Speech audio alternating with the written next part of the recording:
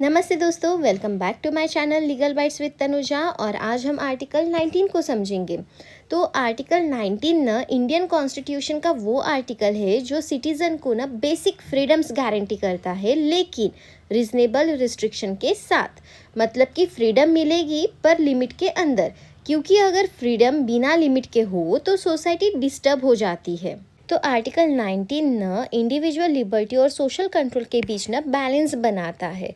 तो लिबर्टी का मतलब क्या है? तो लिबर्टी मतलब कि फ्रीडम विथ रिस्पॉन्सिबिलिटी। मतलब आप बोल सकते हो, लिख सकते हो, अपनी लाइफ चूज़ कर सकते हो, लेकिन दूसरों के राइट्स ना हर्ट नहीं कर सकते। इसीलिए कहा जाता है इंडिविजुअल लिबर्टी और सोशल कंट्रोल के बीच आर्टिकल 19 बैलेंस बनाता है।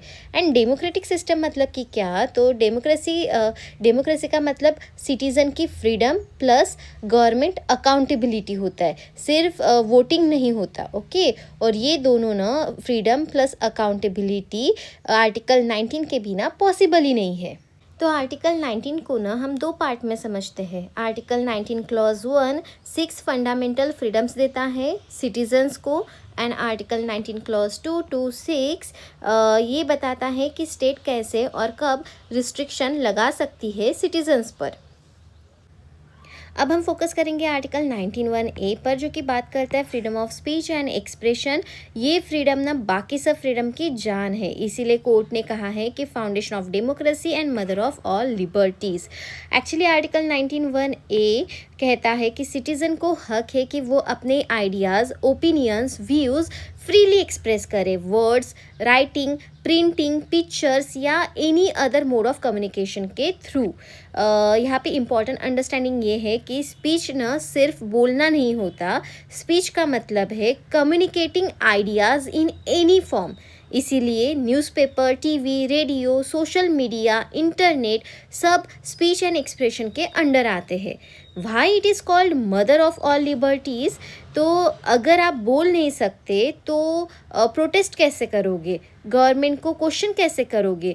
इनजस्टिस के अगेंस्ट आवाज़ कैसे उठाओगे? राइट, इसीलिए कोर्ट ने कहा कि फ्रीडम ऑफ स्पीच के बिना बाकी राइट्स मीनिंगलेस हो जाते हैं। तो ना कोर्ट के नज़रिए से समझते हैं freedom of speech and expression को। तो फर्स्ट केस है बेनेट कोलेमन। ये ना एक लैंडमार्क केस है, और इस केस में गवर्नमेंट ने न्यूज़ प्रिंट पॉलिसी के थ्रू न्यूज़पेपर्स पर कंट्रोल लगाया, जैसे कि पेज लिमिट फिक्स की और सर्कुलेशन रिस्ट्रिक्ट कर दिया।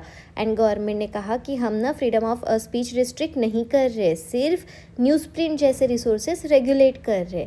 लेकिन सुप्रीम कोर्ट ने यहाँ ना इस आर्ग्यूमेंट को क्लियरली रिजेक्ट कर दिया और कहा कि फ्रीडम ऑफ स्पीच का मतलब सिर्फ लिखना नहीं होता, बल्कि लोगों तक अपनी बात पहुँचाना भी होता है। एंड कोर्ट ने ये भी कहा कि सर्कुलेशन पर रिस्ट्रिक्शन मतलब आवाज़ पर रिस्ट्रिक्शन है। इसीलिए freedom of press includes right to publish, print and circulate. In short, any restriction on circulation violates Article 19(1)(a). Next case है Indian Express newspaper versus Union of India. ये ना एक बहुत ही इंपॉर्टेंट केस है जो ये क्लियर करता है कि फ्रीडम ऑफ प्रेस कॉन्स्टिट्यूशन में लिखा हुआ ना होते हुए भी फुल्ली प्रोटेक्टेड है। एक्चुअली इस केस में कोर्ट ने कहा कि फ्रीडम ऑफ स्पीच और फ्रीडम ऑफ प्रेस एक ही राइट के दो फॉर्म हैं, अलग अलग राइट्स नहीं है। मतलब अगर प्रेस पर अननेसेसरी रिस्ट्रिक्शन लगाई जाएगी तो लोगों को सही इन्फॉर्मेशन मिलना बंद हो जाएगा, और जब लोग इन्फॉर्म नहीं होंगे तो पब्लिक ओपिनियन डेवलप ही नहीं हो पाएगा। इसी वजह से सुप्रीम कोर्ट ने कंक्लूड किया कि freedom of press article 19(1)(a) का इम्प्लाइड और इसेंशियल हिस्सा है, चाहे वो कॉन्स्टिट्यूशन में वर्ड टू वर्ड लिखा ना हो। नेक्स्ट है cricket association of Bengal case. तो यहाँ ना एक क्वेश्चन अराइज हुआ था कि क्या टीवी एंड ब्रॉडकास्टिंग स्पीच के अंडर आते हैं क्या? तो यहाँ कोर्ट ने कहा कि ब्रॉडकास्टिंग भी ना एक medium of speech and expression है, इसीलिए TV, radio, live telecast sub article 19(1)(a) के प्रोटेक्शन में आते हैं। और आज के टाइम में जो यूट्यूब, रील्स, डिजिटल मीडिया है वो इसी लॉजिक से प्रोटेक्टेड है। अब ना सबसे इम्पॉर्टेंट पार्ट पर आते हैं, आर्टिकल 19 क्लॉज 2। तो यहाँ पर ना एक कॉमन मिसअंडरस्टैंडिंग होती है कि फ्रीडम ऑफ स्पीच का मतलब जो चाहो बोलो, जब चाहो बोलो, तो ऐसा नहीं है। कॉन्स्टिट्यूशन ने ना फ्रीडम दिए है, लेकिन अनलिमिटेड फ्रीडम्स नहीं दिए। तो इसीलिए आर्टिकल 19 क्लॉज 2 आता है और ये ना पावर देता है स्टेट को कि वो रीजनेबल रिस्ट्रिक्शन लगा सकती है, लेकिन सिर्फ स्पेसिफिक ग्राउंड्स पर, अपनी मर्जी से नहीं। जैसे कि ऐसी स्पीच जो देश की यूनिटी को तोड़ने का काम करे, या टेररिज्म, रिबेलियन या वॉयलेंस को प्रमोट करे, या फिर फॉरेन कंट्रीज़ के साथ ना रिलेशन ख़राब करे, या ऐसी स्पीच जो पब्लिक ऑर्डर डिस्टर्ब करे, जैसे कि दंगे, हिंसा, तो उन पर ना रिस्ट्रिक्शन लगा सकती है स्टेट। इसी तरह ना ऑब्सीन और इमोरल कंटेंट हो, या फिर कोर्ट की अथॉरिटी को नीचा दिखाना, या किसी की रेपुटेशन को नुकसान पहुंचाना, या क्राइम के लिए ना प्रोवोक करना, तो ये सब ना फ्रीडम के नाम पर अलाउड नहीं है और स्टेट ना रिस्ट्रिक्शन लगा सकती है। तो यहाँ ना एक बहुत ही इम्पॉर्टेंट बात है कि रीज़नेबल रिस्ट्रिक्शन होना चाहिए, सिर्फ रिस्ट्रिक्शन नहीं। ओके, तो आर्टिकल 19(1)(a) ना इंडिविजुअल को बोलने और एक्सप्रेस करने की फ्रीडम देता है, और आर्टिकल 19 क्लॉज 2 ना उस फ्रीडम को सोसाइटी के इंटरेस्ट में रेगुलेट करता है, एंड दोनों मिलकर ना इंडिविजुअल लिबर्टी और सोशल ऑर्डर के बीच बैलेंस बनाते हैं। नेक्स्ट फ्रीडम है freedom to assemble peacefully with and without arms. तो इसका मतलब है कि हर सिटीज़न को राइट है कि वो लोगों के साथ ना मीटिंग कर सकती है, धरना दे सकती है, रैलीज निकाल सकती है, प्रोसेशन कर सकती है, लेकिन ये सब पीसफुल एंड विदाउट आर्म्स होना चाहिए, मतलब बिना हथियार के होना चाहिए। फॉर एग्जांपल, अगर ना स्टूडेंट फ्री हाइक के अगेंस्ट शांति से प्रोटेस्ट कर रही है, बिना तोड़ फोड़ और बिना वेपन्स के, तो ये उनका फंडामेंटल राइट है। अब ना यहाँ स्टेट का रोल आता है कि स्टेट बोल सकती है कि राइट है बट कंट्रोल भी ज़रूरी है। इसीलिए ना आर्टिकल 19 क्लॉज 3 कहता है कि स्टेट ना रीजनेबल रिस्ट्रिक्शन लगा सकती है अगर पब्लिक ऑर्डर ख़राब हो सकता हो, या फिर sovereignty and integrity of India को डेंजर हो। तो एक एग्जांपल से समझते कि अगर ना रैली से राइट्स होने का चांस हो, या ट्रैफिक कम्प्लीटली ब्लॉक होती हो, या फिर देश की यूनिटी को थ्रेट हो, तो स्टेट ना परमिशन डिनाई या फिर कंडीशन लगा सकती है। बट ना ब्लैंकेट बैन अलाउड नहीं है, मतलब पूरी तरह स्टेट बैन नहीं कर सकती। तो आर्टिकल 19(1)(b) ना हमें शांति से इकट्ठा होने का राइट देता है, और आर्टिकल 19 क्लॉज 3 स्टेट को पावर देता है कि वो शांति और देश की सेफ्टी के लिए रीजनेबल लिमिट्स लगा सके।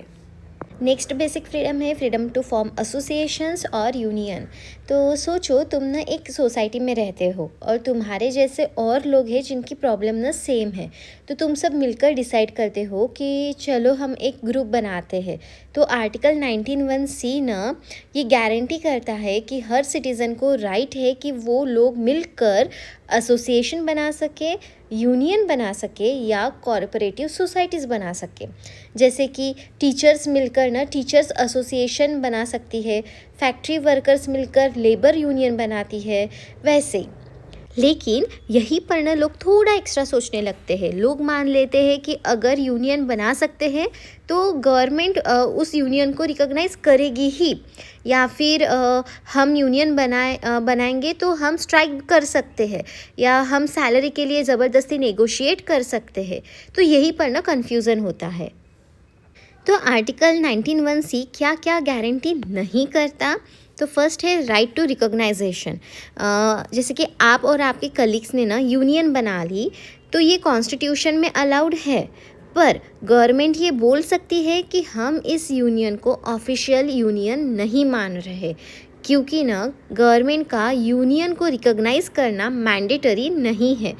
एक एग्जांपल लेते हैं, आपने 5 यूनियन बनाए एंड गवर्नमेंट बोले कि हम सिर्फ फर्स्ट से ही बात करेंगे, तो ये आर्टिकल 19(1)(c का वायलेशन नहीं है। सेकेंड है राइट टू स्ट्राइक। तो मतलब अब आप यूनियन बनाने के बाद ना आप कहते हो कि अब हम काम बंद कर देंगे, मतलब कि स्ट्राइक पे जाते हैं, तो गवर्नमेंट ये बोल सकती है कि नहीं, इस डिपार्टमेंट में स्ट्राइक अलाउड नहीं है। जैसे कि एग्जांपल लेते हैं कि डॉक्टर या टीचर्स ना स्ट्राइक पर जाते हैं, तो गवर्नमेंट उनको इलीगल डिक्लेयर कर सकती है क्योंकि स्ट्राइक ऑटोमेटिक फंडामेंटल राइट नहीं है और यूनियन बनाना अलाउड है, राइट, पर काम बंद करना मतलब स्ट्राइक करना गारंटेड राइट नहीं है। थर्ड है राइट टू कलेक्टिव बार्गेनिंग। तो सोचो, यूनियन के मेंबर्स मिलकर बोलते हैं कि हम कलेक्टिवली सैलरी बढ़ाने की डिमांड करेंगे, तो गवर्नमेंट ये बोल सकती है कि इस सर्विस में कलेक्टिव नेगोशिएशन अलाउड नहीं है करके। रीज़न क्या है? क्योंकि कलेक्टिव बार्गेनिंग ना फंडामेंटल राइट्स नहीं है और अगर लॉ अलाउ करे तभी ये पॉसिबल है। तो अब समझो कि गवर्नमेंट ना ये सब क्यों कर सकती है, तो यही से ना आर्टिकल 19 क्लॉज 4 आता है। तो ये ना रीजनेबल रिस्ट्रिक्शन की बात करता है। ये बोलता है कि गवर्नमेंट ना रीजनेबल रिस्ट्रिक्शंस लगा सकती है, लेकिन सिर्फ कुछ सीरियस रीज़न के लिए। जैसे कि फर्स्ट है पब्लिक ऑर्डर, मतलब अगर कोई एसोसिएशन वायलेंस फैलाए, राइट्स करवाए, जैसे कि एक यूनियन लोगों को ना तोड़फोड़ करने के लिए उकसाती है, तो गवर्नमेंट उस पर ना बैन लगा सकती है। सेकेंड है मोरालिटी। तो अगर एसोसिएशन ना सोशल वैल्यूज़ के खिलाफ काम करे, जैसे कि इलीगल एक्टिविटीज़ प्रमोट करने वाला ग्रुप हो, तो उस पर रिस्ट्रिक्शन वैलिड होगा। थर्ड है sovereignty and integrity of India. तो अगर एसोसिएशन ना देश तोड़ने की बात करे या एंटी नेशनल काम करे, तो गवर्नमेंट तुरंत बैन लगा सकती है उस पर। इन शॉर्ट, आर्टिकल 19(1)(c बोलता है कि तुम ग्रुप्स या यूनियन बना सकते हो, लेकिन इसका मतलब ये नहीं कि गवर्नमेंट तुम्हारे यूनियन को रिकॉग्नाइज करे ही, ओके। एंड तुम स्ट्राइक कर सकते हो या फिर तुम सैलरी के लिए फोर्स करो। एंड आर्टिकल 19 क्लॉज 4 कहता है कि देश, सोसाइटी और मोरालिटी के लिए ज़रूरी हो तो गवर्नमेंट ना रीजनेबल रिस्ट्रिक्शन लगा सकती है। एक केस है घोष वर्सेस जोसेफ। तो जोसेफ ना एक गवर्नमेंट सर्वेंट और यूनियन लीडर थे। तो उन्होंने ना गवर्नमेंट एम्प्लॉयज़ के राइट्स के लिए एसोसिएशन और यूनियन एक्टिविटीज़ और डेमोन्स्ट्रेशन में पार्टिसिपेट किया था।